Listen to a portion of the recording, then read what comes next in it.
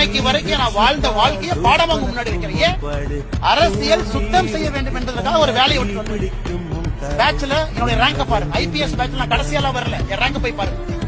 2011 IPS pass அவுட்ல rank number 2. அத்தனை பேர் rank number 2ல நீங்க 150 பேர் இருக்கக்கூடிய ஐபிஎஸ் ஆஃபீஸர் இருந்தா இந்தியால எங்க போவீங்க? அது உங்களுக்கு எதற்காக 9 வருஷத்துல விட்டுட்டு வந்தேன் அது எனக்கு தெரியும். நான் ஏதோ சராசரியாக அப்படியே சேர்த்துக்கிட்டு கல்யாணமா என் மாமனார் கொடுத்த காசுல வண்டி ஓட்டிக்கிட்டு அதுல நிறுவனத்தை நடத்திக்கிட்டு லாட்டரி விசைட்லாம் இல்லனே, சொந்தமாக உழைச்சு உங்க முன்னாடி நின்று சுயமாக பேசிட்டு இருக்கேன். எந்த காட்பாதரும் கிடையாது, 0 காட்பாதர். அதனால மிக பெருமையா இருப்பேன்.